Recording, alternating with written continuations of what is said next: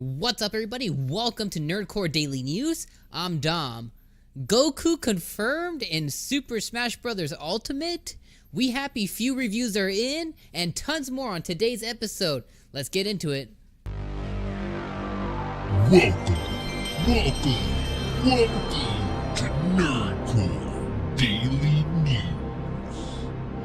Ubisoft quietly just sneaks it under us and just completely cancels Steep. If you guys weren't following their Twitter, go ahead and check it out on screen right now.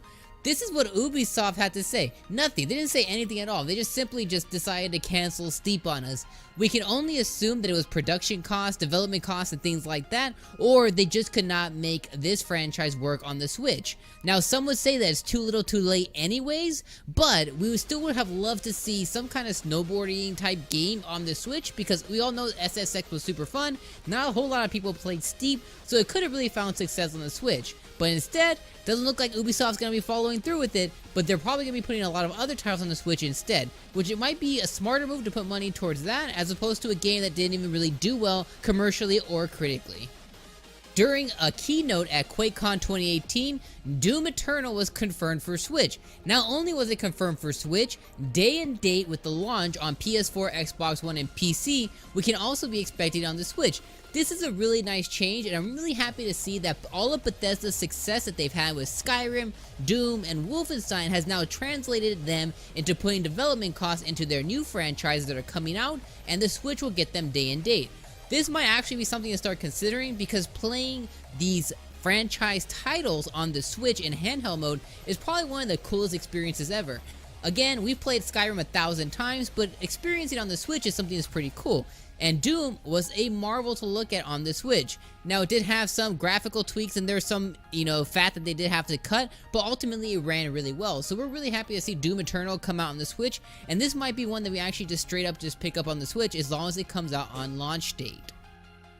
Now, Bethesda at the show during the keynote had a lot to say. There's a lot of gameplay. There's about 27 minutes worth of gameplay. Now, we're not going to be able to play it all, but here's some key things that they said during that keynote.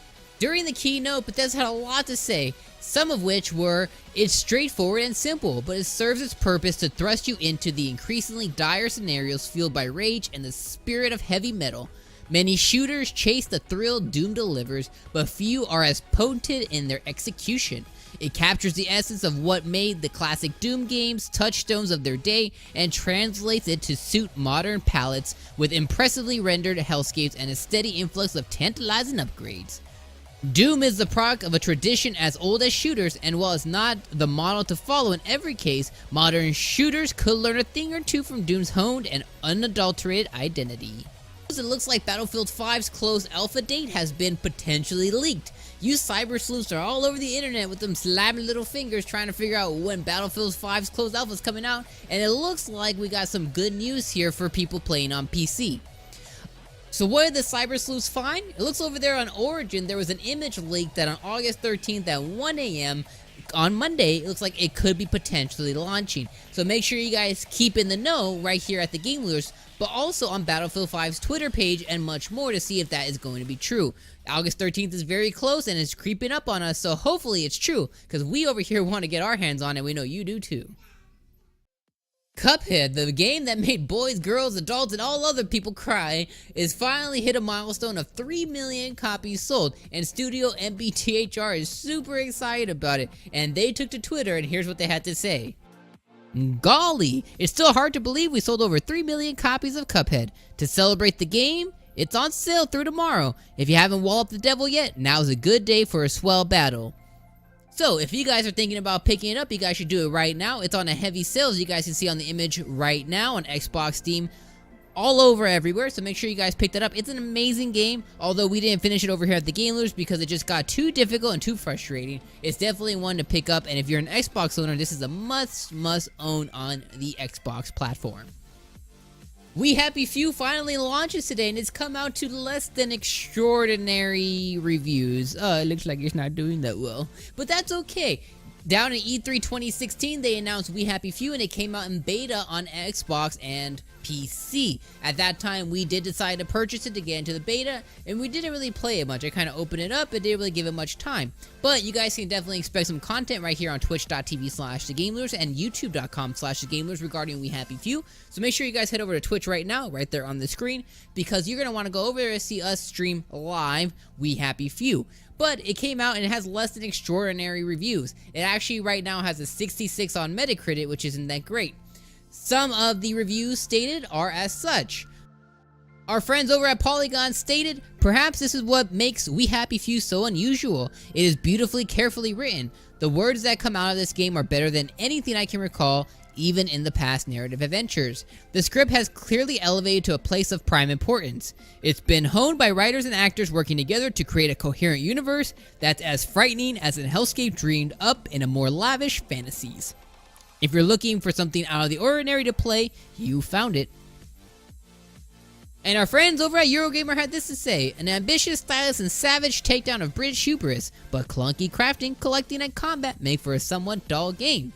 So make sure you guys keep all of this in mind. It still has a 66 on Metacritic, and yeah, that's kind of not the best scores around, so maybe don't play it. But if you are interested in an adventure game and you're an Xbox owner, there's not really a whole lot to play right now until the quarter 4 starts to come around, so this might be one that you even consider picking up if it's at the right price. Come here, Goku on the scene! What we predicted was Goku coming in on Super Smash Bros. Ultimate. We still over here think it's going to happen. They have till December to make this happen. This makes so much sense. Even if later on it comes in DLC, now that Dragon Ball FighterZ is on the Nintendo Switch, this just makes sense. But the voice actor of Goku has something else to say. Voice actor went on Twitter and stated, I have not recorded nor have I been approached by anyone from Nintendo or otherwise to record this game. I am equally perplexed by the most recent news. Pretty crazy. So we can expect Goku in Super Smash Bros. I think we still have a very viable option here that he will appear in the game. I think it just makes sense. We have Ryu, we have other characters and third parties, we have Snake. There's tons of people making appearances. Goku just seems to fit. It just seems to fit. And who doesn't want a Kamehameha in Super Smash Bros. Ultimate? Get out of here, Mario.